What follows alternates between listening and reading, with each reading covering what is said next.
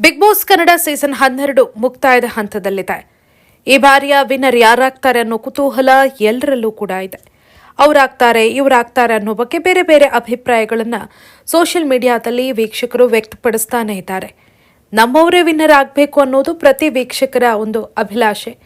ತಮ್ಮ ನೆಚ್ಚಿನ ಸ್ಪರ್ಧಿಗಳು ವಿನ್ನರ್ ಆದರೆ ಚೆನ್ನಾಗಿರುತ್ತೆ ಅನ್ನೋದು ಪ್ರತಿಯೊಬ್ಬ ವೀಕ್ಷಕರ ಆಸೆ ಕೂಡ. ಆದರೆ ಯಾರಾಗ್ತಾರೆ ಅನ್ನೋದಕ್ಕೆ ಇನ್ನು ಕೆಲವು ದಿನಗಳಲ್ಲಿ ಉತ್ತರ ಸಿಗತ್ತೆ. ಇನ್ನು ಬಿಗ್ ಬಾಸ್ ಮನೆಯಲ್ಲಿ ಸಾಕಷ್ಟು ಗಮನ ಸೆಳೆದಂತಹ ಸ್ಪರ್ಧಿಗಳಲ್ಲಿ ಒಬ್ಬರು ಕರಾವಳಿಯ ಹುಡುಗಿ ರಕ್ಷಿತಾ ಶೆಟ್ಟಿ.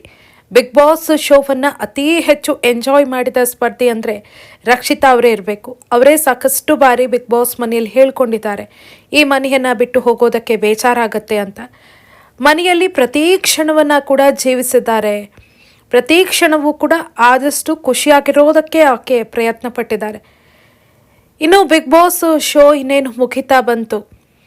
ಬಿಗ್ ಬಾಸ್ ಮನೆಯಿಂದ ಎಲ್ಲ ಸ್ಪರ್ಧಿಗಳು ಹೊರಗಡೆ ಬರ್ತಾರೆ. ಇತ್ತ ರಕ್ಷಿತಾ ಅಜ್ಜಿ ರಕ್ಷಿತಾ ಬರುವಿಕೆಗಾಗಿ ಕಾದು ಕೂತಿದ್ದಾರಂತೆ. ಯೂಟ್ಯೂಬ್ ವಾಹಿನಿಗೆ ನೀಡಿದಂಥ ಒಂದು ಸಂದರ್ಶನವೊಂದರಲ್ಲಿ ಮೊಮ್ಮಗಳ ಬಗ್ಗೆ ಆಕೆ ಮಾತನಾಡಿದ್ದಾರೆ. ಆಕೆಯ ಮನಸ್ಸು ಯಾವ ರೀತಿಯದ್ದು ಅನ್ನೋ ಬಗ್ಗೆ ಹೇಳಿದ್ದಾರೆ. ಆಕೆ ಹೌದು ಜಗಳ ಮಾಡ್ತಾಳೆ, ಆದರೆ ಕೆಲವೇ ಹೊತ್ತಲ್ಲಿ ಅದೆಲ್ಲವನ್ನ ಕೂಡ ಮರೆತು ಅವ್ರ ಜೊತೆ ಮತ್ತೆ ಚೆನ್ನಾಗಿರ್ತಾರೆ ಅನ್ನೋ ಮಾತನ್ನು ಹೇಳಿದ್ದಾರೆ. ಇನ್ನು ನಿಮಗೆಲ್ಲ ನೆನಪಿರ್ಬೋದು, ಈ ಹಿಂದೆ ಟಿವಿದು ಒಂದು ಪ್ರಮೋಷನ್ ಟಾಸ್ಕ್ ಆಗಿರುತ್ತೆ ಬಿಗ್ ಬಾಸ್ ಮನೆಯಲ್ಲಿ. ಆ ಸಂದರ್ಭದಲ್ಲಿ ರಕ್ಷಿತಾ ಶೆಟ್ಟಿ ಒಂದು ಮಾತನ್ನು ಹೇಳಿರ್ತಾರೆ, ಈ ಟಾಸ್ಕ್ನಲ್ಲಿ ಟಿವಿ ವಿನ್ ಆದರೆ ನನಗೆ ಹೆಲ್ಪ್ ಆಗುತ್ತೆ. ನನ್ನ ಪಡುಬಿದ್ರೆಯಲ್ಲಿರುವಂಥ ಅಜ್ಜಿ ಮನೆಯಲ್ಲಿ ಟಿವಿ ಇಲ್ಲ, ನನ್ನ ಅಜ್ಜಿಗೆ ಟಿವಿ ಆಗುತ್ತೆ ಅಂತ. ಆದರೆ ಆ ಟಾಸ್ಕ್ನಲ್ಲಿ ರಕ್ಷಿತಾ ಶೆಟ್ಟಿ ಸೋತು ಹೋಗಿರ್ತಾರೆ, ಅವರಿಗೆ ಟಿವಿ ಸಿಗೋದಿಲ್ಲ. ಇತ್ತ ರಕ್ಷಿತಾ ಬಿಗ್ ಬಾಸ್ ಮನೆಯಲ್ಲಿದ್ದರೂ ಕೂಡ ಅವರನ್ನು ನೋಡೋದಕ್ಕೆ ಅವರ ಅಜ್ಜಿಗೆ ಕಷ್ಟ ಆಗ್ತಾ ಇದೆ. ಅಜ್ಜಿ ಮನೆಯಲ್ಲಿರುವಂತಹ ಟಿವಿ ಹಾಳಾಗಿ ಹೋಗಿದೆ.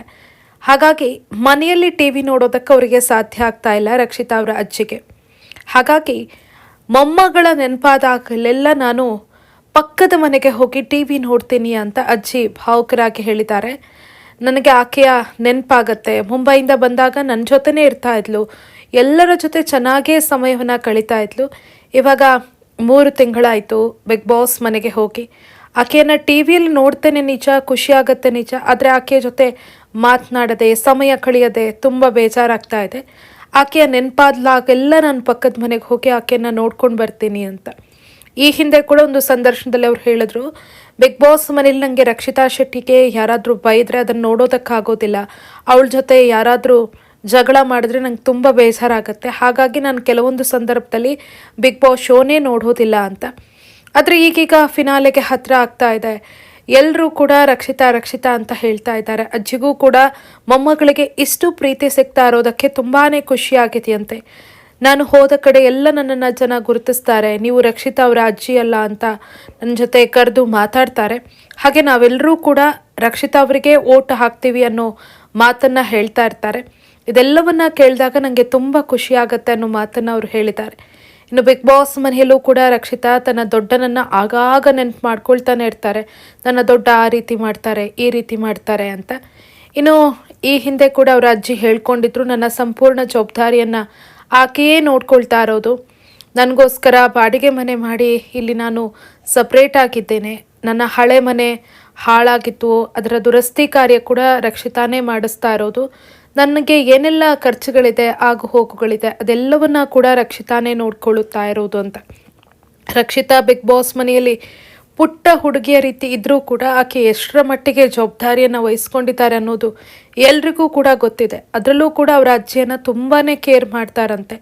ಅಜ್ಜಿಯೇ ಹೇಳ್ಕೊಂಡಿದ್ದಾರೆ, ನನಗೆ ಹೆಮ್ಮೆ ಇದೆ ಅಂತ.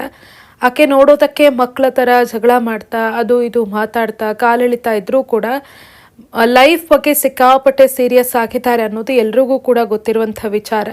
ಇಲ್ಲಾಂದರೆ ಇಷ್ಟು ಚಿಕ್ಕ ವಯಸ್ಸಿಗೆ ಮುಂಬೈನಲ್ಲಿ ಒಂದು ಫ್ಲ್ಯಾಟನ್ನು ಖರೀದಿ ಮಾಡಿ ಅಷ್ಟು ದೊಡ್ಡ ಜವಾಬ್ದಾರಿಯನ್ನು ಹೊರೋದಕ್ಕೆ ಸಾಧ್ಯನೇ ಇಲ್ಲ. ಅಜ್ಜಿ ಕೂಡ ಈ ವಿಚಾರಕ್ಕೆ ಸಂಬಂಧಪಟ್ಟಂತೆ ಸಾಕಷ್ಟು ಖುಷಿಯನ್ನು ವ್ಯಕ್ತಪಡಿಸಿದ್ದಾರೆ. ಮೇ ಬಿ ರಕ್ಷಿತಾ ಅವರು ಇರ್ತಾ ಇದ್ದರೆ ಅವರಿಗೆ ಈ ರೀತಿ ಸಮಸ್ಯೆ ಆಗತ್ತೆ, ಅಜ್ಜಿಗೆ ಟಿ ವಿ ನೋಡೋದಕ್ಕೆ ಆಗ್ತಾ ಇಲ್ಲ ಅಂತಂದರೆ ಮೊದಲೇ ಅದನ್ನೇ ಏನಾದರೂ ಸಾಲ್ವ್ ಮಾಡಿ ಹೋಗ್ತಾ ಇದ್ರೆ ಏನೋ. ಅಜ್ಜಿ ಹೇಳುವಾಗ ಎಲ್ರಿಗೂ ಕೂಡ ಒಂಥರ ಬೇಸರ ಅನಿಸುತ್ತೆ. ಯಾಕಂದರೆ ಮಗಳನ್ನು ಟಿ ವಿನಲ್ಲಿ ನೋಡಬೇಕು ಅನ್ನೋ ಆಸೆ ಎಲ್ರಿಗೂ ಕೂಡ ಇರುತ್ತೆ. ಆದರೆ ಪದೇ ಪದೇ ಇನ್ನೊಂದು ಮನೆಗೆ ಹೋಗಿ ನೋಡೋದು ಕೂಡ ಕಷ್ಟ. ಆದರೆ ಎಲ್ಲರೂ ಕೂಡ ನನಗೆ ಅಷ್ಟೇ ಸಪೋರ್ಟ್ ಮಾಡ್ತಾರೆ ಅಂತ ಅಜ್ಜಿ ಹೇಳಿದ್ದಾರೆ. ಇಲ್ಲಿ ಸುತ್ತಮುತ್ತಲಿನವರು ಹೋಗೋರು ಬರೋರೆಲ್ಲರೂ ಕೂಡ ನಮಗೆ ಹೇಳ್ತಾ ಇರ್ತಾರೆ, ನಾವೆಲ್ಲರೂ ಕೂಡ ರಕ್ಷಿತಾ ಅವರಿಗೆ ಓಟನ್ನು ಮಾಡ್ತೀವಿ, ಅವರು ಗೆಲ್ಲಬೇಕು ಅಂತ. ಈ ರೀತಿ ಮೊಮ್ಮಗಳಿಗೆ ಈ ರೀತಿಯಾದಂಥ ಒಂದು ಪ್ರೀತಿ ಸಿಗ್ತಾ ಇರೋದು ಅವರ ಅಜ್ಜಿಗೂ ಕೂಡ ಖುಷಿಯನ್ನು ತಂದಿದೆ.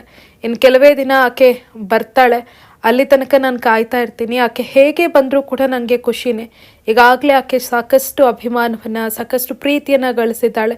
ಹಾಗಾಗಿ ಈ ಶೋದಲ್ಲಿ ಏನಾದರೂ ಕೂಡ ಪರವಾಗಿಲ್ಲ, ಆಕೆ ಹೇಗೆ ಬಂದರೂ ಕೂಡ ನನಗೆ ಸಂತೋಷವೇ ಅನ್ನೋ ಮಾತನ್ನು ಹೇಳಿದ್ದಾರೆ.